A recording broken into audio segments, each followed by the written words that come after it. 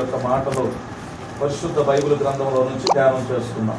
వాక్యం చదివిన వారందరూ ఒకసారి నా దగ్గర చూడండి. రెండు వచనాలు ఎవరేం చదివారో మీకు గుర్తున్నాయా? 2 వచనాలు బైబిల్కి వెళ్ళి చూడకుండా 2 వచనాలేగా చదివింది, మీరేగా చదివింది.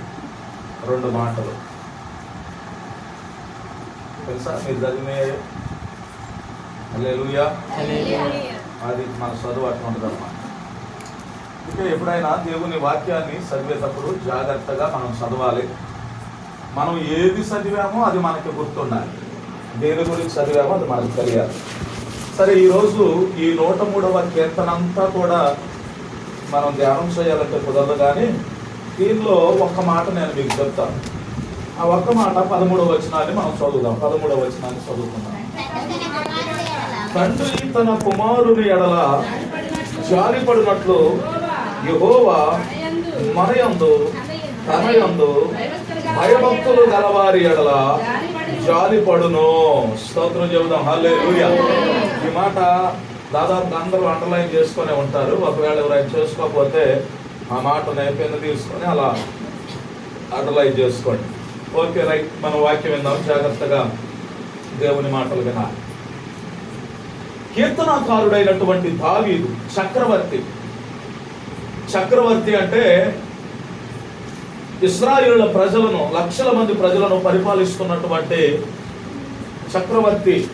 ఈయన కింద అనేక మంది మంత్రులు, అనేక మంది రాజులు, అనేకమైన రాజ్యాలు ఈ చక్రవర్తి కింద ఉంటాయి. మనం చాలాసార్లు ఈయన ఒక రాజు అని చెప్పుకుంటాం, కానీ ఈయన రాజే కానీ ఈయన చక్రవర్తి. కొన్ని రాజ్యాలకు చక్రవర్తి ఈయన. కనుక ఈ ఇశ్రాయేలును పరిపాలిస్తున్నటువంటి దావీదు ఈ 103వ కీర్తన 13వ వచనములో ఒక చక్కని మాట ఆయన మాట్లాడుతూ ఉన్నాడు. తండ్రి తన కుమారుని ఎడల జాలిపడినట్లు యెహోవా తన యందు భయభక్తులు గలవారి ఎడల జాలిపడును. తన యందు భయభక్తులు గలవారి ఎడల జాలిపడును. జాగ్రత్తగా వెళ్తా. రాత్రికాల సమయంలో వాక్యం చెబుతూ నేను ఒక మాట అన్నా. ఏమిటి ఆ మాట అంటే, ఈ లోకంలో ప్రజలకి భక్తి గంపలుగా కుప్పలుగా భక్తి ఉంది, కానీ భయం మాత్రం లేదు అని చెప్పాను. నిజమే ప్రియులారా, ఈ లోకంలో ఎవరు చూసినా భక్తి విషయంలో ఎవరిని కదిలించినా కానీ చాలా మంది మేము భక్తి పరులం అని చెబుతున్నారు. బయటున్న లోక సంబంధులు మాత్రమే కాదు, కానీ దేవుని సన్నిధికి వస్తున్న ప్రజలను కూడా మనం చూసినప్పుడు మనం చాలా భక్తి పరులు అనుకుంటున్నాం. నేను ప్రార్థన చేస్తా, నేను పాటలు పాడతా, నేను ఆరాధన చేస్తా, నేను ఉపవాసం ఉంటా, నేను పరిచర్య చేస్తా, నేను కానుకిస్తా, నా అంత భక్తి పరుడు లేడు, నా అంత భక్తి పరురాలు లేదు అనుకుంటున్నాం మనం. అలాగే లోకంలో ఉన్నటువంటి అన్య జనాంగాన్ని మనం చూసినప్పుడు వాళ్ళు కూడా అంటున్నారు, నా అంత భక్తి పరుడు లేడు.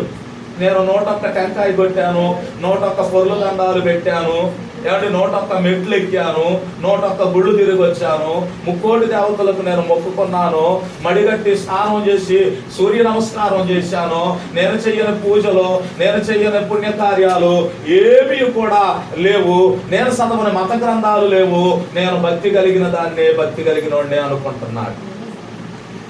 క్రైస్తవులమైన మనము భక్తి కలిగిన వారు అనుకుంటున్నాం. లోకంలో ఉన్న అన్య జనాంగం కూడా ఏమనుకుంటున్నారంటే వాళ్ళు కూడా మేము భక్తి కలిగిన వారు అనుకుంటున్నారు. కానీ చాలా మందికి భక్తి అయితే కుప్పలుగా భక్తి ఉంది. ఏమండి, ఇంటి నిండా భక్తి ఉంది, ఒంటి నిండా భక్తి ఉంది, కానీ భయం మాత్రం బొత్తిగా ఏ మనిషి జీవితంలో లేదు. మనం తెలియాలి భక్తి పరుడు అని. చేతికి ఏదో తాయెత్తు అంతరమో, మెళ్ళో ఏదో సిలువ గుర్తు. ఏంటి? చెప్పండి, నేను భక్తి పరుడిని. ఏ భక్తి పరుడు? సిలువ వేసుకుంటే యేసు ప్రభు భక్తి పరుడు, వెంకటేశ్వర్లో పెళ్లి వేసుకుంటే వెంకటేశ్వర్లో స్వామి భక్తి పరుడు. ఏదో ఒకటే, మనం భక్తి పరులు అని తెలియాలి. ఓకేనా? అయితే ఈ లోకంలో అందరూ కూడా ఏమనుకుంటున్నారంటే నేను భక్తి కలిగిన వాడిని, నేను భక్తి కలిగిన దానిని, నా అంత భక్తి ఇంకెవరికి లేదు అని మనం అనుకుంటున్నాం. నిజమే, అందరూ భక్తి చేస్తున్నారు. ఎందుకు అంత దాకెందుకు? ఒక వ్యక్తి ఇలా చర్చి ముందు నడుచుకుంటా పోతున్నాడు, వాడు అనుకుంటాడు యేసయ్యా అనుకుంటాడు, ఎట్లా అనుకొని వెళ్తాడు. ఆయన కూడా భక్తి పరుడే. ఏంటి ఒక దేవుని గుడి కనపడింది, ఆడకెళ్ళగానే వేసుకుంటాడు, లెంపలు వేసుకుంటాడు, భక్తి పరుడే, భక్తి బాగానే ఉంది అందరికి, కానీ ఏమి లేదు చెప్పండి, భయం లేదు. మరి వీళ్ళందరికీ ఎందుకు భయం లేదు అని చెప్తున్నానంటే, ఇంత కార్యాలు లోకంలో ఉన్న అన్యులు అన్ని పనులు చేసినా, మందిరానికి వెళ్తున్న మనం అన్ని పనులు చేసినా భయం లేకపోకుండా ఈ లోకంలో ప్రతి మనుష్యుడు కూడా పాపం చేస్తున్నాడు. భక్తి బాగానే ఉంది, గుండెల నిండా భక్తి ఉంది, ఇంటి నిండా భక్తి ఉంది, గుడి నిండా భక్తి ఉంది, ఎక్కడికి వెళితే అక్కడ భక్తి. కానీ మరలా లోకంలోకి వచ్చిన తర్వాత ఏమి లేదు, భయం, కొద్దిగా కూడా భయం లేదు. సంసోను మనకు తెలుసు బైబిల్లో, అబ్బా సంసోను కూర్చుంటే దేవుడా అంటాడు, లెగిస్తే దేవుడా అంటాడు, ప్రయాణం చేస్తుంటే యేసయ్యా అంటాడు. ఏమండి, సింహం వచ్చిందంటే ఓ నేను జీవము కలిగిన దేవుని సేవకుడు, సింహమను నాకేం చేస్తావు అని చెప్పి దాని 2 దవడలు పట్టుకొని చీల్చేసేస్తాడు. ఎవరైనా ఫిలిస్తీన్లు వచ్చారంటే రండిరా మీరు నా మీదకు వస్తారా సున్నతి లేని ఫిలిస్తీన్లు అని ఒక్కొక్కడిని పొల్లలు ఎరగదీసినట్టు ఎరగదీసేస్తారు. ఎందుకు? భక్తి ఉంది, నేను దేవుని బిడ్డను, నేను దేవుని కుమారుణ్ణి, నేను భక్తి కలిగిన వాడిని, నాజీరు వ్రతము నేను ఆచరిస్తున్న వాడిని, తల మీద మంగళ కత్తి లేదు, నోట్లో నేను ఎప్పుడు మందు తాగినటువంటి వాడిని కాదు, అసిద్ధమైన దాన్ని, నిషిద్ధమైన దాన్ని, శపితమైన దాన్ని నా చేతితో కూడా నేను తాకలేదు, నాకు భక్తి ఉంది. సంసోను అంటాడు నాకు భక్తి ఉంది, కానీ సంసోనికి భక్తి ఉంది కానీ ఏమి లేదు, భయం లేదు. వెళ్ళి అన్య స్త్రీలను వివాహం చేసుకొని పాపము శాపములో పడిపోయారు. సేవకుడిగా చెప్తున్నప్పుడులరా, ఈ దినాల్లో మనందరికీ, సంఘానికి వెళుతున్న మనందరికీ, యేసుక్రీస్తు ప్రభుల వారిని ఆరాధిస్తున్న మనందరికీ భక్తి మాత్రం బాగా ఉంది, భయం మాత్రం లేదు. కానీ దేవుని వాక్యం ఏమని సెలవిస్తుంది? తండ్రి తన కుమారుని ఎడల జాలి పడినట్లు యెహోవా తన యందు భయభక్తులు గలవారి ఎడల, భయము భక్తి కలిగిన వారి మీద జాలి పడతాడు. కేవలం భక్తి మాత్రమే ఉంటే ఆ దేవుడు మన మీద జాలి పడడం, కేవలం భక్తి కలిగిన వారి మాత్రమే ఉంటే ఆ దేవుని కృప మన మీద ఉండదు. కానీ భక్తితో పాటు ఈ లోకంలో మనకేం కావాలంటే భయము కూడా కావాలి. దేవుడు అంటే భయం, దేవుని వాక్యం అంటే భయం, దేవుని సన్నిధి అంటే భయం, దేవుని సేవకుడు అంటే భయం, ఆరాధన అంటే భయం, ఉపవాసం అంటే భయం, ప్రార్థన అంటే భయం. అన్ని విషయాలలో దేవుని సన్నిధిలో మనం భయము కలిగిన వారిగా ఉండాలి. కేవలం భక్తి ఉంది నాకు చాలు అనుకుంటే కాదు, కానీ భక్తితో పాటు ఈ లోకంలో ఉన్న మనకి కావాల్సింది ఏమిటంటే భయం కావాలి. దేవుని సన్నిధి అనగానే వణుకు, భయం మానవుని జీవితంలో కావాలి. అందుకే ఇక్కడ రాయబడుతున్న మాటను మనం చదువుతుంటే, ఎవరైతే యెహోవా యందు భయభక్తులు కలిగి ఉంటారో వారి మీద మాత్రమే దేవుడు జాలి పడతాడట, వారి మీద మాత్రమే దేవుడు కనికరాన్ని చూపుతాడట, వారి మీద మాత్రమే దేవుడు దయను చూపుతాడట. భయభక్తులు కలిగిన వారిని మాత్రమే ఆయన కనికరించి జాలిపడి నీకున్న పరిస్థితులన్నింటినీ కూడా మార్చడానికి ఆయన ఇష్టపడుతున్నాడు. హల్లెలూయా. ఎవరి మీద జాలి పడతాడమ్మా? శారము గారు, దేవుని యందు భయభక్తులు గల వారి మీద జాలి పడతాడు. పరిశుద్ధ బైబిల్ గ్రంథములో తండ్రి అయిన దేవుడు ఎవరి మీద జాలి పడ్డాడో 2-3 మాటలు నేను చూపించి నేను ప్రార్థన చేస్తాను. ఆయన ఎవరి మీద జాలి పడ్డాడు, ఎందుకు జాలి పడ్డాడు, ఏ సమయంలో జాలి పడ్డాడు, అసలు ఆయన ఎందుకు జాలి పడవలసిన అవసరం ఎందుకు, ఆయనకి మన మీద ఎందుకు అసలు ఆయన జాలి పడాలి? ఏంటి, భక్తి ఉంది, భయం లేదు మనకి, అయినా మన మీద జాలి పడుతున్నాడే. ఏంటి, ప్రార్థన ఉంది, విశ్వాసం లేదు, అయినా మన మీద జాలి పడుతున్నాడే. ఎందుకు ఆయన మన మీద జాలి పడుతున్నాడు? మన మీద జాలి పడటానికి గల కారణం ఏమిటి? ఏ విషయంలో మన మీద జాలి పడుతున్నాడు? ఒక మాటను మనం చదువుదాం. మొట్టమొదటిగా పరిశుద్ధ బైబిల్ గ్రంథములో నుంచి 2వ రాజుల గ్రంథము 13వ అధ్యాయము 22వ వచనం. 2వ రాజుల గ్రంథము 13వ అధ్యాయము 22వ వచనం.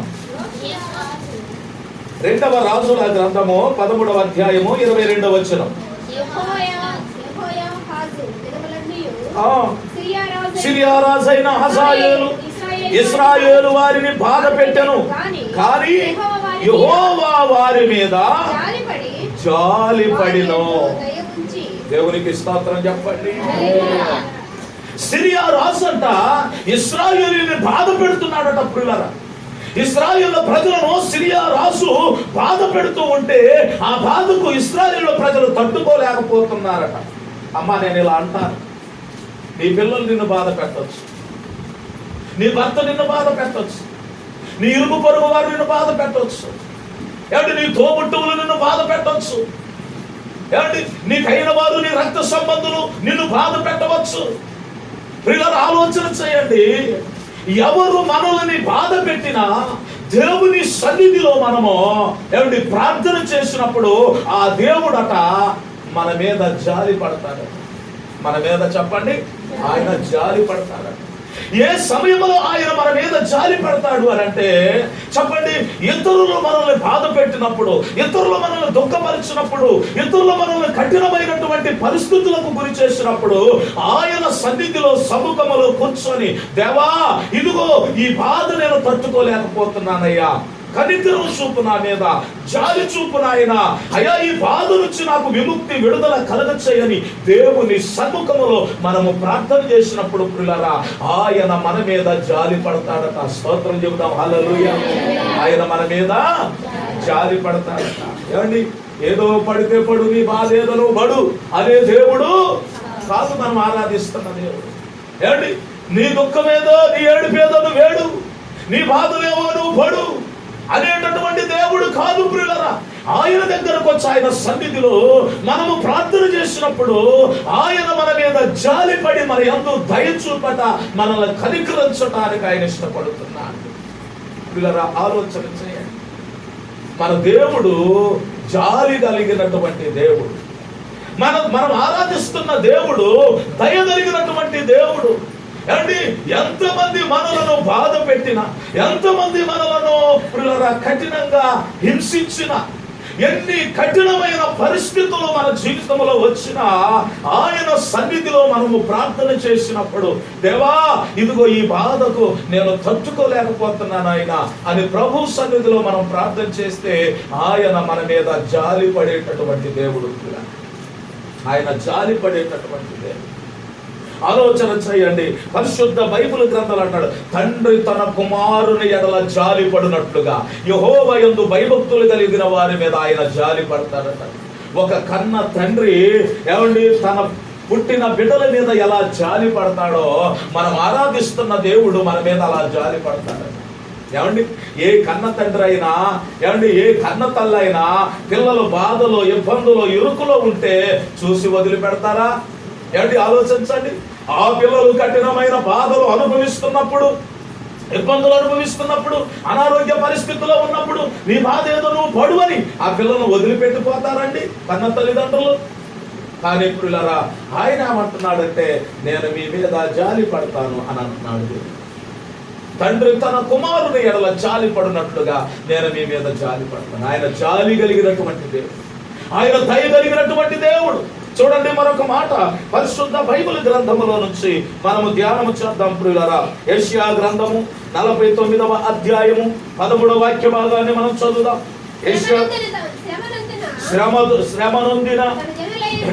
శ్రమనొందిన తన జనుల యందు జాలిపడి యెహోవా తన జనులను ఓదార్చి ఉన్నాడు. ప్రైజ్ ది లార్డ్, హల్లెలూయా. శ్రమనొందిన తమ జనుల మీద యెహోవా జాలిపడి వారిని ఓదార్చాడని. ఎవరి మీద దేవునికి జాలి? శ్రమల పడుతున్న వారి మీద జాలి, శ్రమల పాలైన వారి మీద జాలి, శ్రమ పడుతున్న వారి మీద జాలి పడేటటువంటి దేవుడు. అయ్యా ఇదిగో ఈ శ్రమల కొలిమిలో నేను ఇబ్బంది పడుతున్నాను, అయ్యా ఈ శాంతినిక నేను చెయ్యలేను, ఈ శ్రమలిక నేను అనుభవించలేను, ఈ కష్టాలకు అనుభవించలేను ఆయన, ఈ శ్రమల కొలిమిలో నుంచి నన్ను బయటకు తీసుకురని ప్రభువు సన్నిధిలో మనం ప్రార్థన చేసినప్పుడు ప్రియులారా ఆయన మన మీద జాలి పడేటటువంటి దేవుడు. ఇశ్రాయేలు శ్రమల పడుతున్నారు, ఏమండి మట్టి తొక్కుతున్నారు, ఇటుకలు తీస్తున్నారు, మంచి మంచి బిల్డింగులు కడుతున్నారు, కానీ వాళ్ళు బిల్డింగుల్లో ఉండట్లా, ఎక్కడో అడవిలో ఊరు బయట డేరాల్లో ఉండాలి. ఇళ్ళు కట్టేది వాళ్ళు, ఇళ్లలో ఉండేది ఐగుప్తీయులు, వీళ్ళు మాత్రం ఊరు బయట. ఇటుకలు తీసేది వాళ్ళు, పెడసలు చేసేది వాళ్ళు. ప్రియుల కానీ వీళ్ళకి ఏమిటి సంతోషము సమాధానము లేదు, శాంతి లేదు వారి జీవితాలు. శ్రమలు వాళ్ళు అనుభవిస్తున్నారు, సంతోషాన్ని ఐగుప్తు ప్రజలు అనుభవిస్తున్నారు. కష్టపడేది ఒకళ్ళు, అనుభవించేది ఒకళ్ళు. ఇశ్రాయేలు ప్రజలు కష్టపడుతుంటే ఐగుప్తు ప్రజలేమో సంతోషంగా ఉంటున్నారు.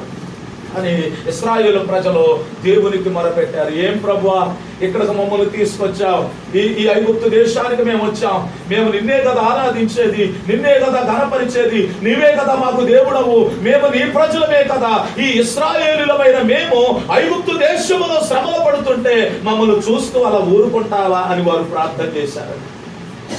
అమ్మా, నీవు నేను మనకి ఏ శ్రమ వచ్చినా ఏ కష్టం వచ్చినా మనము దైవ సన్నిధిలో మనం ప్రార్థన చేసుకోవాలి. ప్రభువా నాకు ఈ శ్రమ వచ్చింది నాయన, ఈ శ్రమను బట్టి నేను మనుషుల దగ్గరకు వెళ్ళను, ఈ శ్రమను బట్టి నేను అధికారుల దగ్గరకు వెళ్ళను, ఈ శ్రమను బట్టి ఇరుగు పొరుగు వారికి చెప్పుకోను, ఎందుకంటే నాకు వచ్చిన శ్రమను బట్టి ఈ ప్రజలు ఈ లోకము నవ్వుకుంటది, హేళన చేస్తారు. కాబట్టి నాకు వచ్చిన శ్రమ ఏదైతే ఉందో అది నీకు మాత్రమే చెబుతా, ఆ శ్రమ నుంచి నువ్వు మాత్రమే నన్ను విడిపించే దేవుడు అని మనం ప్రార్థన చేసుకోవాలి. అండ్ ఆలోచన చేయండి, మనకు వచ్చిన శ్రమను ఇతరులకు మనం చెప్తే ప్రియులారా వాళ్ళు ఏమంటారు, వాళ్ళు ఏం చేస్తారు చెప్పండి? వాళ్ళు సులకనగా చూస్తారు. శ్రమ వచ్చింది మన దగ్గరకు వచ్చింది, బాధలు వచ్చినాయి మనకు చెప్పడానికి వచ్చింది అని అనుకుంటారు. కానీ అదే శ్రమను నువ్వు ప్రభు సన్నిధిలో కూర్చొని నువ్వు ప్రార్థన చేస్తే, ఇశ్రాయేలీయులు వారి బాధలో దేవునికి మొరపెట్టారట, ప్రార్థన చేశారట, వారి మన తండ్రి అయిన దేవుడు విన్నాడట, దేవుడు విని వారి మీద జాలి పడ్డాడట, వారి మీద కనికరాన్ని పడ్డాడట. ప్రభువా ఏ రోజు మేము మాంసం తినట్లేదయ్యా, ఏ రోజు మంచి భోజనం లేదయ్యా, ఏ రోజు సుఖమైన నిద్ర లేదయ్యా, ఏ రోజు మాకు రెస్ట్ లేదయ్యా, ప్రతి రోజు ఉదయం మొదలుకొని సాయంత్రం దాకా కష్టము కష్టము కష్టము శ్రమ. మీకు తెలుసా, ఈ రోజు 500 ఇటుకలు చేయాల్సి వస్తే 500 ఇటుకలు కనుక చేయకపోతే ఏమన్నా తగ్గిరి అంటే పొద్దుపోతుందంటే వెనక కొరడా తీసుకొని కొట్టేవాళ్ళట. ఎరా ఇంకా 500 ఇటుకలు నువ్వు చేయలేదని వెనక తీసుకొని కొడతా ఉంటే వాళ్ళు ఏడుస్తూ ఉండేవాళ్ళట, బాధకు తట్టుకోలేక తండ్రి అయిన దేవునికి మొరపెట్టేవాళ్ళట. ఏం ప్రభువా ఎంత చాకరీ చేస్తున్నాం, ఎందుకు మాకు ఈ శ్రమలు సంతోషము లేదు? ఏంటి ఆలోచన చేయండి. ఆ రోజు ఎన్ని ఇటుకలు తీయాలో అన్ని ఇటుకలు తీయకపోతే, ఎంత బిల్డింగ్ కట్టాలో అంత బిల్డింగ్ కట్టకపోతే ఆ వెనకట కొరడాలు తీసుకొని బెత్తాలు తీసుకొని కొట్టేవాళ్ళట. ఆ శ్రమలలో ఇశ్రాయేలీయులు దేవునికి మొరపెట్టారు. అప్పుడు దేవుడట అక్కడ రాస్తున్న మాట ఏమిటో తెలుసా ప్రియులారా? అక్కడ రాయబడిన మాట ఏమిటో తెలుసా? ఆ వచనాన్ని చదువుదాం. 49వ వచనం, 49వ వచనం, 13వ వచనం చదవండి. శ్రమ నొందిన తమ జనులందు జాలిపడి యెహోవా తన జనులను ఓదార్చి ఉన్నాడు. ఓదార్చినటువంటి దేవుడు. శ్రమ పడుతున్నప్పుడు వాళ్ళు ప్రార్థన చేసినప్పుడు దేవుడు వారిని ఓదార్చాడు. శ్రమలో ఉన్నప్పుడు మనల్ని ఓదార్చే దేవుడు, శ్రమలో ఉన్నప్పుడు మన మీద జాలిపడేటటువంటి దేవుడు. కాబట్టి నువ్వు శ్రమలో ఉన్నవా? శ్రమలో నువ్వు కురిగిపోతే చేతగాని వాడవి, చేతగాని దానివని దేవుని వాక్యంలో రాయబడి. శ్రమ వచ్చినప్పుడు ధైర్యంగా ప్రభు సన్నిధిలో నిలబడాలి. శ్రమ వచ్చినప్పుడు ప్రభువుని ఆరాధించాలి. శ్రమ వచ్చినప్పుడు తండ్రి అయిన దేవుని సన్నిధిలో మన సాక్ష్యాన్ని కాపాడుకోవాలి. పిల్లరా, శ్రమ వచ్చినప్పుడు దేవుని మహిమ కొరకు మనం నిలబడాలి. చూద్దాం మరొక మాట. లూకా శుభవార్తలో నుంచి 10వ అధ్యాయం 30 నుంచి 33 వచనాలు మనం చదువుతాం. లూకా సువార్త 10వ అధ్యాయం, లూకా సువార్త 10వ అధ్యాయం 30 నుంచి 33 వచనాలు మనం చదువుతాం. అమ్మా, అందుకు యేసు ఇట్లనెను, ఒక మనుష్యుడు యెరికో పట్టణమునకు దిగి వెళ్ళుచు దొంగల చేతిలో చిక్కెను. వారు అతని బట్టలు దోసుకొని అతన్ని కొట్టి పరప్రాణముతో విడిచిపోయిరి. అప్పుడు ఒక యాజకుడు ఆ త్రోవను ఎడుట తటస్థించను. అతడు అతనిని చూసి ప్రక్కగా పోయెను. అలాగుననే లేవీయుడొకడు ఆ చోటికి వచ్చి చూసి ప్రక్కగా పోయెను.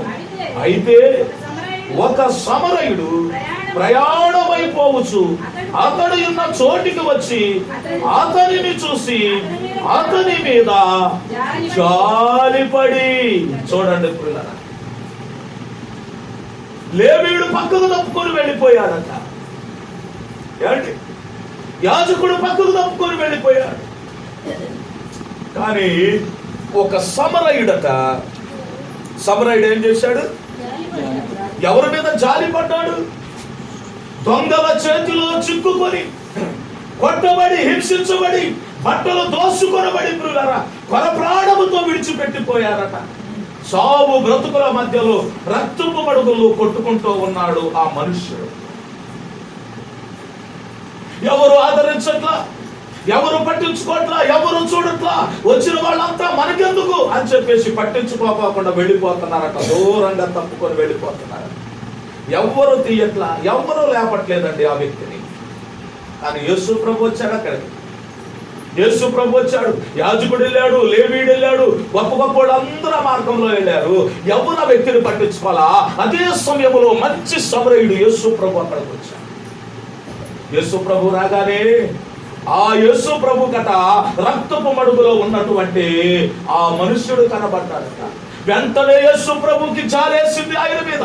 వెంటనే యేసు ప్రభుకి దయ కలిగింది ఆయన మీద. పుల్లరా ఏమండి, ఈ లోకములో ఎవరు చూపని జాలి, ఎవరు చూపని కనికరం, ఎవరు చూపని దయ యేసు ప్రభుకి ఎందుకు కలిగింది? ఆలోచన చేద్దాం జాగ్రత్తగా. మనం ఆరాధిస్తున్నటువంటి దేవుడు పుల్లరా, ఆయన ఏమండి ప్రాణాపాయ స్థితిలో ఉన్నప్పుడు ఆయన చూచి చూడనట్లుగా ఊరుకునే దేవుడు కాదు, కానీ ఆయన మన మీద జాలి పడేటటువంటి దేవుడు. జాలి పడేటటువంటి దేవుడు. ఎలాంటి సమయంలో జాలి పడతాడో మీకు తెలుసా? ఏమండి, ఆలోచన చేయండి. ఇక్కడ ఈ మనుషుని యొక్క ప్రాణము పోవటంలా, ప్రాణము రావటంలా, అటు ఇటు కాని పరిస్థితిలో ఉన్నాడు ప్రియులారా. ఏమండి, అటు ఇటు కాని పరిస్థితుల్లో కొర ప్రాణముతో ఆయన కొట్టుమిట్టాడుతున్నాడట. కొర ప్రాణముతో కొట్టుమిట్టాడుతున్నాడట. ఆ సమయంలో ఆ సమరయుడు మార్గమున పోతువట అతనిని చూసి అతని మీద జాలి పడ్డాడట. స్తోత్రం చెప్పండి గట్టిగా, హల్లెలూయా. ఇదిగో కొన్ని సార్లు కన్న తండ్రి కూడా మన మీద జాలి పడడం, కన్న తల్లి జాలి పడదు ప్రియులరా. కొన్ని సార్లు మీరు ఆలోచన చేయండి. కట్టుకున్న భర్త జాలి పడడు, పెళ్లి చేసుకొని ప్రమాణం చేసిన భార్య జాలి పడదు, కన్న బిడ్డలు జాలి పడరు ప్రియులరా. ఆ సమయంలో మనము ఒంటరమని ఎప్పుడు కూడా మనం ఆలోచన చేయొద్దు. కానీ ప్రభు దగ్గరకు వచ్చి, అయ్యా ఈ లోకంలో ఎవరున్నా లేకపోయినా నీవు నా మీద జాలి పడే దేవుడు అని ఆయన దగ్గరకు వచ్చి ప్రార్థన చేస్తే ఆయన మన మీద జాలి పడతాడు.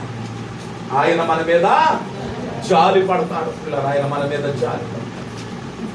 ఆయన జాలి పడేటటువంటి దేవుడు ప్రియులారా. ఏమండి, ఆ విజయవాడలో ఆ బిడ్చి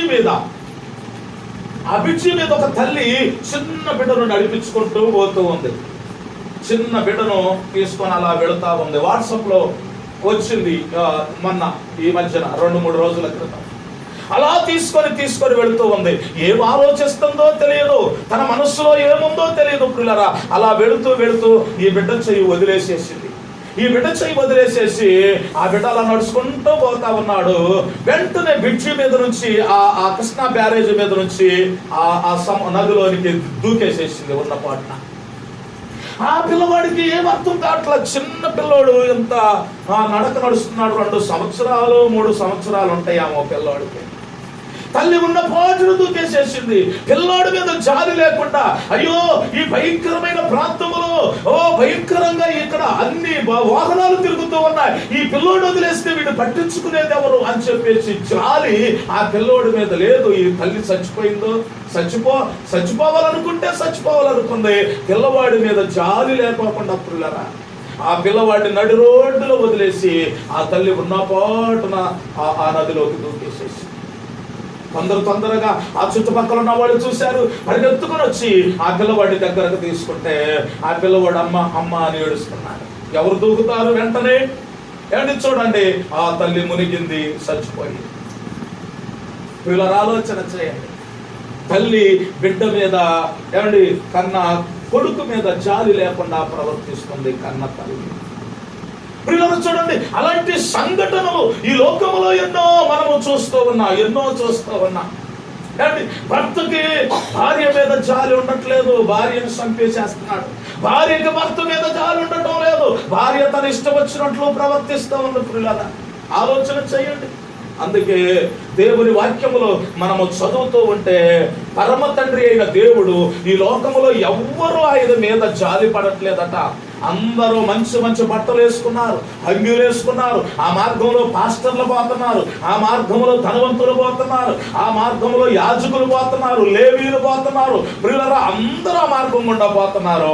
కానీ ఎవ్వడు కూడా ఆ పరప్రాణముతో ఉన్న వ్యక్తి దగ్గరకు వెళ్ళట్లా, అంత దూరంగా తిరిగిపోతున్నారు. అంటుకుంటే నాకేమొచ్చుద్దో.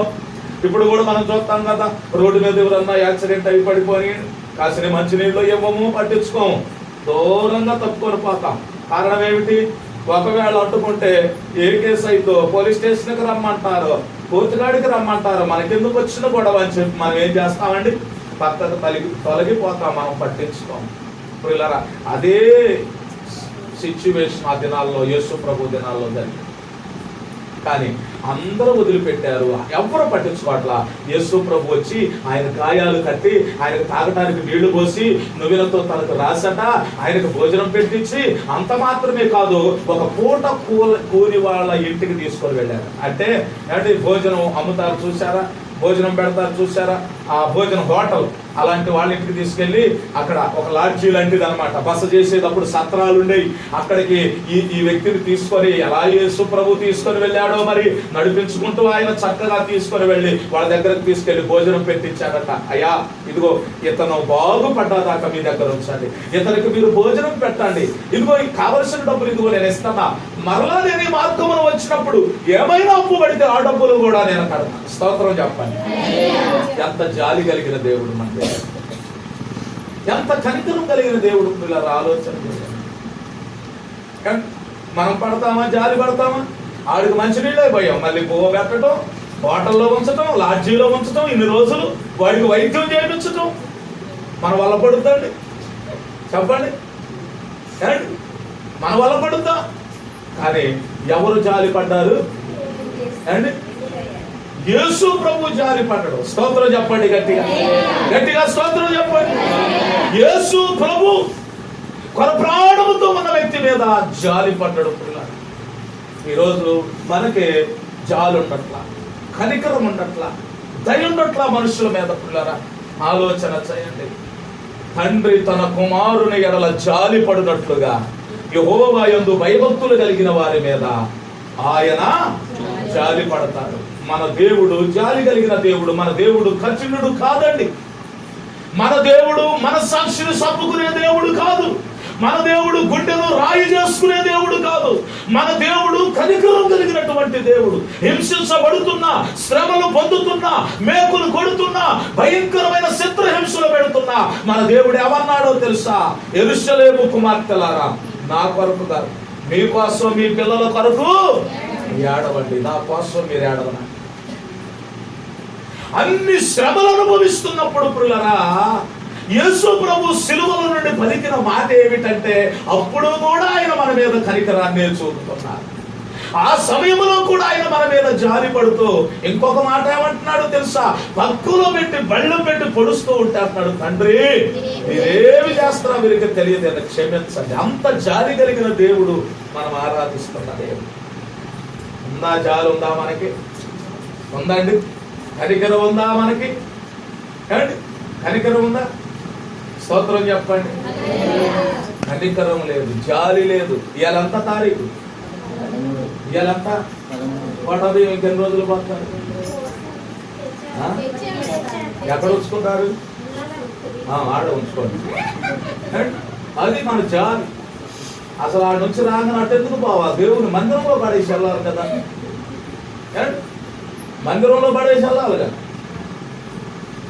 నేను ఫస్ట్ వారంలో అంటే వాళ్ళు ఫోన్లు చేసి మెసేజ్లు పాస్టర్ గారు వచ్చామా అని అంటున్నాను. అయ్యా నేను చెప్తానని చెప్పాను. మరి చూడాలిగా మందిరంలో నుంచి ఇక్కడికి రావాలి అని అంటే వాళ్ళకి అంత పెట్రోల్ అయితే తెలుసా? ఆటో వేసుకొని మనం ఇచ్చే బియ్యం వాళ్ళకి ఎదురు సరిపోవు, కానీ అక్కడ పంటానికి కుదరదు, అన్ని అమ్మరు అక్కడ. కానీ దేవుని సన్నిధిలో మనము జాలి, దయ, కనికరం కలిగిన వారిగా ప్రభు సన్నిధిలో మనం ఉండాలి. చూడండి, ఆయన ఎవరి మీద జాలి పడ్డాడో చెప్పండి. ఒకటి, బాధపడుచున్న వారి మీద జాలి పడ్డాడు, శ్రమలో ఉన్న వారి మీద జాలి పడ్డాడు, పరప్రాణముతో ఉన్న వారి మీద దేవుడు జాలి పడ్డాడు. ఇంకొక మాట చెప్పి నేను మిమ్మల్ని ప్రార్థనలోకి నడిపిస్తాను. చదువుదాం, చూడండి. దేవుని వాక్యములో నుంచి విలాప వాక్యాలు 3వ అధ్యాయం 32వ వచనాన్ని మనం చదువుదాం. విలాప వాక్యాలు దేవుని పరిశుద్ధ బైబిల్ గ్రంథములో నుంచి ప్రియులారా, విలాప వాక్యాలు దేవుని వాక్యాన్ని మనం చదువుదాం. 3వ అధ్యాయం విలాప వాక్యాలు.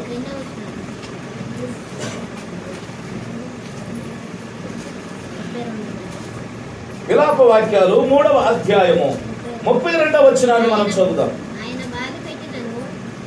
32వ వచనం చదువుదాం. ఆయన బాధ పెట్టినను తన కృపా సమృద్ధిని బట్టి జాలి పడతాడట. కొన్నిసార్లు పిల్లరా మనల్ని బాధ పెట్టవచ్చు. కొన్నిసార్లు ఎప్పుడు బాధ పెడతాడు చెప్పండి? దేవుడు మనల్ని ఎప్పుడు బాధ పెడతాడు చెప్పాలి? దేవుడు మనల్ని ఎప్పుడు బాధ పెడతాడు? ఒక తండ్రి పిల్లల్ని ఎప్పుడు బాధ పెడతాడు? కన్న తండ్రి పిల్లలు ఎప్పుడు బాధ పెడతారు? జ్ఞాపకరామ్ గారు, ఎప్పుడైనా మీ నాన్న నిన్ను బాధ పెట్టాడా? మీ అమ్మ నిన్ను బాధ పెట్టిందా? ఎప్పుడైనా చిన్నప్పుడు నుంచి పెట్టారు. ఎందుకు పెడతారు? ఎందుకు పెట్టారు? ఆలోచన చేయాలి. మాట అమ్మగారు అయితే పిల్లవాళ్ళని వారంలో 2-3 సార్లు అయినా బాధ పెట్టారు. హల్లెలూయా. బాధ తన్నుద్ది. ఎందుకు బాధ పెడతాం? బడికి వెళ్ళకపోతే బాధ పెడతారు. పిల్లలు హోంవర్క్ చేయకపోయినా, వాళ్ళు చదవకపోయినా, వాళ్ళు కూర్చోకపోయినా, చెప్పింది అప్పచెప్పకపోయినా ఏం చేస్తుంది తల్లి తండ్రి? కొన్నిసార్లు మరి బాధ పెడతాం. మరి బాధ పెట్టి వాడు ఏడుతూ ఉంటాడు. ఈ చీపురు పుల్లలు తీసుకొని బాధితే వాతలు తేలుతాయి. కూర్చొని ఏడుతుంటాడు. పిల్లలు ఏడుతూ ఉంటుంది. అన్నం తినరు, వాళ్ళు ఏడుతూ ఉంటారు. ఇక ఇప్పుడు మళ్ళీ ఏం చేయాలి? వారి మీద జాలి పడాలి, భోజనం పెట్టాలి. మళ్ళీ ఏం చేస్తుంది తల్లి తండ్రి? మళ్ళీ ఏం చేస్తారు? వాళ్ళ మీద జాలి పడాలి. ఎందుకు జాలి పడతాం? ఆయన అంటున్నాడు, ఆయన బాధ పెట్టినను ఏం చేస్తున్నాడు? మళ్ళీ ఏంటి? ఆయన కృపా సమృద్ధిని బట్టి స్తోత్రం చెబుదా. ఆయన కొన్నిసార్లు మనల్ని బాధ పెట్టినా జాలి పడతాడండి. తల్లి తండ్రి పిల్లలు మాట వినప్పుడు బాధ పెడతారు. మళ్ళా ఏం చేస్తారు? వాడు అన్నం తినకపోతే ఏంటి, వాడు ఏడుస్తూ కూర్చుంటే ఈ కన్న తల్లిదండ్రులు జాలిపడి దగ్గరకు తీసుకొని అన్నం తినిపిస్తారు, ముద్దు పెట్టుకుంటా ఉంటారు. నాన్న మరి ఎందుకు ఆ మమ్మీ నిన్ను కొట్టిందంటే ఒత్తదే కాదు కాదు, హోంవర్క్ చేస్తే ఒత్తదిగా నాన్న అంటే కాసేపు వాడు బొచ్చుకిస్తాం. బొచ్చుకిచ్చి వాడికి భోజనం పెట్టి వాడి మీద జాలిపడి మరలా ఉదయాన్నే వాడికి ప్రిపేర్ చేయాలి, స్కూల్కి ప్రిపేర్ చేయాలి. మన దేవుడు కూడా మనము దేవుని మాట విననప్పుడు, ప్రియులారా దేవునికి లోబడనప్పుడు, దేవునికి ఇష్టమైన జీవితం జీవించినప్పుడు ఆయన కొన్నిసార్లు బాధ పెడతాడు. ఎంత పెడతాడు ఆయన? తలనొప్పి ఒక బాధ, గ్యాస్ట్రిక్ ఒక బాధ, షుగర్ ఒక బాధ, బీపీ ఒక బాధ, దరిద్రం ఒక బాధ, అప్పులు ఒక బాధ, అనావృష్టి ఒక బాధ, పోరాటాలు, కష్టాలు, సమస్యలు, అసమాధానం, దుఃఖం, భార్యాభర్తల తల్లుపాటు. హల్లెలూయా. బాధలు, ఏదో ఒక బాధ కుటుంబంలో, అది ఏదన్నా కానీ ఒక బాధ. ఆ బాధ కుటుంబంలో వచ్చిందంటే కారణం ఏమై ఉండాలి చెప్పరేమ్మా? ఏదో లోపం మన జీవితంలో ఉంది, అందుకే బాధ పెట్టాడు. బాధ పెట్టిన దేవుడు మీరు మనం ఎప్పుడు తనుకొని చుట్టుపట్లు వేసుకుంటే అక్కడ చూస్తా ఉంటాడు. అట్లా మళ్ళీ జాలి పడుతుంది. ఎవరికో ఒకళ్ళకి కనికరం కలిగిన మనస్సు, ఏమంటే లోబడే మనస్సు, దీనమైన మనస్సు, పశ్చాత్తాపపడే మనస్సు ఆ భార్యాభర్తలో, ఆ కుటుంబంలో దేవుడు అనుగ్రహిస్తాడు. హల్లెలూయా. అనుగ్రహించినప్పుడు మరలా వీళ్ళిద్దరు సంతోషవంతులుగా చేసి మన కన్న తండ్రి అయిన దేవుడు జాలి పడతాడు. మరలా మనం సంతోషంగా ఆనందంగా నవ్వుకుండా తిరుగుతా ఉంటే మన దేవుడు చాలా హ్యాపీగా ఉంటుంది. హల్లెలూయా. ఇప్పుడు మనకంటే భార్యాభర్తల కంటే పిల్లల తల్లిదండ్రుల కంటే మన కన్న తండ్రి అయిన దేవుడు వెరీ హ్యాపీ. అక్కడ ఎంత సంతోషంగా ఉంటాడంటే మనం ఉన్న సంతోషం కంటే ఆయనకు ఎక్కువ సంతోషం. బాధ పెట్టినప్పుడు ఆయన బాధపడతానే ఉంటాడు. నా పిల్లలకు అర్థం కావాలని బాధ పెట్టినాను, ఆయన కూడా బాధపడతాడు. కానీ మనం సంతోషిస్తున్నప్పుడు ఆ బాధ నుంచి విడుదల పొంది మళ్ళీ మనం సంతోషంగా ఉన్నప్పుడు మన కన్న తండ్రి అయిన దేవుడు కూడా సంతోషిస్తాడు. ఓ నా పిల్లలు సంతోషంగా ఉన్నారు, అంతకంటే ఎక్కువ నాకు కావాల్సిందే. హల్లెలూయా. పిల్లలు నేను తినను ఒక రోజు 2 రోజులు ఉండి 3వ రోజు అన్నం తింటున్నాడు అనుకో, 2వ రోజు అన్నం తింటున్నాడు అనుకో, ఆ తల్లిదండ్రులకు ఎంత సంతోషంగా ఉంటుంది. అలాగనే మన కన్న తండ్రి అయినటువంటి దేవుడు మన మీద సంతోషం జాలి పడతాడు మనల్ని బట్టి. ఆయన మనలను బాధ పెట్టిన, ఆయన మనలను కష్టపెట్టిన, నొప్పించిన మన హృదయాన్ని ఆయన కృపా సమృద్ధిని బట్టట మన మీద జాలి పడతాడట. పిల్లరా జాలి పడతాడట. హల్లెలూయా. ఆయన జాలి పడే దేవుడే, విడిచిపెట్టడు. పిల్లరా విడిచిపెట్టడు, జాలి పడతాడు ఆయన. కాబట్టి ఎవరి మీద జాలి పడతాడమ్మా? ఎవరి మీద జాలి పడతాడు? స్వప్న చెప్పాలా? ఎవరి మీద జాలి? ఆయన యందు భయభక్తులు. మరి భయం ఉందా? భక్తి కుప్పలు గుట్టలు. ఎంత భక్తి కావాలంటే అంతుంది. సామరేడు కడ్డీలు పెట్టి అయిపోయాం, మళ్ళీ అందరూ తీసుకొచ్చేసేయాల్సిందే. ఇది అవ్వకముందే తెల్లారే ఏమండి, చెట్టు కూడా కొబ్బరికాయ ఎవరికి అమ్మే పల్లె, మనకే కావాలి. అంత భక్తి. నేను చిన్నప్పుడు వెంకటేశ్వర పటానికి సాంబ్రేడు కడ్డీలు ఇట్లా కలపూసుకొని 7 అంటుకుంది మొత్తం. ఎక్కడో బాడోసలు వస్తుందని చెప్పి అంత భక్తి. ఎప్పుడు ఈ గుట్టకాడికి తీసుకొచ్చి మా నాన్న గుండు కొట్టవే, తలారం ఇచ్చేవాడే కాదు. అంత భక్తి ఉండేది. 10వ తరగతి పాస్ అయితే నెవరు మొక్కుకుంటాం. అప్పుడు ప్రభువులోకి నేను వచ్చిన ఆ టైంలో నేను గుండు కొట్టించుకున్నానా, మొక్కుకున్నా, నువ్వు కొట్టించుకో అన్నా. అప్పుడు ప్రభు నమ్ముకున్న తర్వాత భక్తి మాత్రం ఎంత ఉంది అసలు భయమే లేదు. ఒక్కొక్క సినిమా 20 సార్లు. మామూలు కాదు. నేను చిరంజీవి సినిమా వచ్చిందంటే 20 సార్లు. సత్తులు ఏడకపోతే ఆడతాయి. మరి లేవు సినిమాలు. ఇంటర్మీడియట్ లో ఎంటర్ చదివేటప్పుడు 20 సార్లు చిరంజీవి సినిమా 20 సార్లు చూసేవాడు. నేను 4 సినిమాలు చూసి బస్ స్టాండ్ లో పడుకుని చెప్పులు ఎత్తుకుపోయారు. తిరువురు బస్ స్టాండ్ లో మామూలు దుర్మార్గుడి కాదు. ఒక్కొక్క సినిమా తిరగలేసి చూసేవాడు. కానీ అంత భయంకరమైనటువంటి పరిస్థితులు. భక్తి అయితే బాగానే ఉంది, ప్రార్థన ఉంది, అది ఉంది, ఇది ఉంది. గుడికి వెళ్ళేవాడిని క్రిస్టమస్కి జనవరికి గుండు మాత్రం విపరీతంగా కొట్టించేవాడి. సాంబ్రేడు కడ్డీలు పెట్టకోకుండా ఉండేవాడు కాదు పటాలకి. సినిమాలు తగ్గేవి కావు, ఏది తగ్గేవి కాదు, అన్నీ ఉండేవి. అందుకే దేవుని సేవకుడికి ఈ రోజు నేను చెప్పేది ఏమిటంటే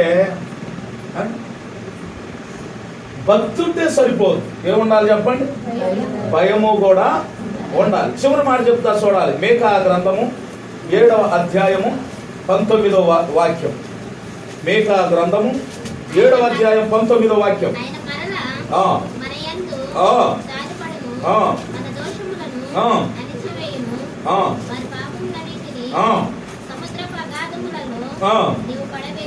చూడండి, ఆయన మరలా మన మీద జాలిపడును, మన దోషములన్నిటినీ అణసివేయును, పాపములన్నిటినీ సముద్రపు అగాధములో పడవేసేస్తాడట.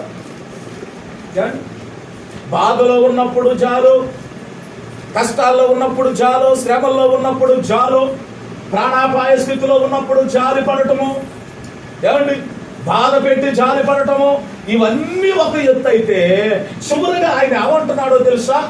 ఆయన ఎంత దుర్మార్గులమైన మన మీద ఆయన జాలిపడి మన దోషాలన్నీ అట్లా అణిచేస్తున్నాడు, అట్లా పైకి రాకుండా మన పాపాలను తీసుకెళ్లి సముద్రపు అగాధంలో వేసేస్తున్నాడు. ఆయన క్షమించే దేవుడు, జాలిపడి లోకంలో మనందరి మీద జాలి పడుతున్నాడంటే ఆయన జాలిపడి మన దోషములను అణిచి మన పాపములను సముద్రపు అగాధములో పడేస్తున్నాడు. ఎందుకు ఆయన మన మీద జాలి పడుతున్నాడు? మనం పాపులమైనప్పటికీ కూడా ఆయన మన మీద జాలి పడుతున్నాడు. పాపి మీద జాలి పడే వాళ్ళు ఉంటారా? వాడంత దుర్మార్గుడు లేడురా, ఆమంత పాపి లేదురా, మనకెందుకు వాళ్ళ జోలి, వాళ్ళ బాధ ఏదో వాళ్ళు అనుభవించాలి, మన పొద్దు అని పట్టించుకోకుండా వెళ్ళిపోతామండి. కానీ ఆయన మాత్రం మన మీద ఎంత భయంకరమైన పాపులమైన ఆయన మన మీద జాలి పడుతున్నాడు. ఆయన మన మీద జాలి పడుతున్నాడు. పాపి నన్ను పక్కన పెట్టట్లా, దోషాన్ని తృణీకరించట్లేదండి. అపవిత్రత కలిగినటువంటి వారు మరి అంటున్నట్టుగా ఉండే దేవుడు కాదు ఆయన. మనలో ఎంత భయంకరమైన బలహీనత, పాపపు బలహీనత మనలో ఉన్నా ఆయన మన మీద జాలి పడుతున్నాడండి. ఆయన జాలి పడుతున్నాడు. జాలిపడి మన దోషములను అణిచి మన పాపములను సముద్రపు అగాధములో చీకట్లోనికి ఆయన పడేసేశాడు. ఇక దాన్ని మరెన్నడూ కూడా మనకు అంటకుండా చేసేస్తున్నాడు ఆయన. అంత గొప్ప దేవుడు ఆయన. మనం ఆరాధిస్తున్న దేవుడు ప్రియులారా, ఎలాంటి పరిస్థితుల్లోనైనా ఆయన మన మీద జాలి పడటానికి ఆయన ఇష్టపడుతున్నాడు. ప్రభు సన్నిధిలో మనం అడగాలి దేవుడిని, దేవా నువ్వు జాలి కలిగిన దేవుడు కదా, నాయన దయ కలిగిన దేవుడు కదా ప్రభా, నేను ఈ పరిస్థితిలో ఉన్నా, నేను ఈ బాధలో, ఈ ఇరుకులో, ఈ కష్టంలో, ఈ శ్రమలో, ఈ ప్రాణాపాయ పరిస్థితిలో నేనున్నానయ్యా. మీ జాలి నాకు కావాలి. మీరు జాలి గల దైవము, మీరు జాలి గల దేవుడు, నా మీద జాలిపడు నాయనని మనం ప్రార్థన చేసేవారిగా. ఎప్పుడైతే ఆ జాలి గల దైవాన్ని మనం అడుగుతామో, ప్రార్థన చేస్తామో, ఆయన మన మీద జాలి పడటానికి ఆయన ఇష్టపడతాడు. మనుషులు మన మీద జాలి చూపిన రేపేదో ఒకటి అంటారు, కానీ దేవుడు మన మీద జాలి పడితే ఆయన అప్పటికే కూడా నీ మీద నేను అప్పుడు జాలి పడ్డాగా, నేను బ్రతికించానుగా, నేను సహాయం చేశానుగా అనడు ఆయన. కానీ నేనైతే అంటా ఏమండి, నేనైతే అంటా, నువ్వైతే అంటావు, మన మనుషులు కదా, మనమైతే అంటాం, నేనప్పుడు నీకు ఫలానప్పుడు నేను నీకు సహాయం చేశాను అంటాం మనమైతే. కానీ మన దేవుడు అయితే అనడు, ఆయన అనడు. అందుకే ఆయన జాలి కలిగినటువంటి దేవుడు అంటాడు, తండ్రి కుమారుని ఎడల జాలి పడినట్లు యెహోవా తన యందు భయభక్తులు గల వారి మీద జాలి పడదు. ఆయన జాలి పడతాడు. ఎవరి మీద జాలి పడతాడు చెప్పండి? భయభక్తులు కలిగిన వారు. భక్తి ఉంటే సాధు, భక్తి ఉంటే జాలి పడతావు. నేను భక్తి చేస్తున్నా కదండి, నా ఎంత విశ్వాసురాలు లేదు అండి, నా ఎంత ఉపవాసం ఉండేది లేదు, నా ఎంత ప్రార్థన చేసే ఆమె లేదు, ఆయన లేడు అనుకుంటే కుదరదు. భక్తి ఉంటే కుదరదు. భక్తితో పాటు ఏముండాలి? భయం ఉండాలి. భయం ఉండాలి, దేవుని భయం ఉండాలి. భర్త భయం ఉంటుంది, లోకుల భయం ఉంటుంది, ఇరుగు పొరుగు వాళ్ళ భయం ఉంటుంది. రోడ్డుకి మనం ఏదన్నా కప్పుకుని ఒక మాట అంటే ఎవరింటారో అనే భయం ఉంటుంది. కానీ దేవునికి మాత్రం చెప్పండి, దేవునికి మాత్రం భయపడాలి. ఎటెళ్ళు వచ్చినా భర్త వస్తున్నాడు అంటే భయపడిపోతాం. భార్యకు భయపడతారు కొంతమంది, పిల్లలకు భయపడతారు కొంతమంది, బయట వాళ్ళకు భయపడతారు కొంతమంది.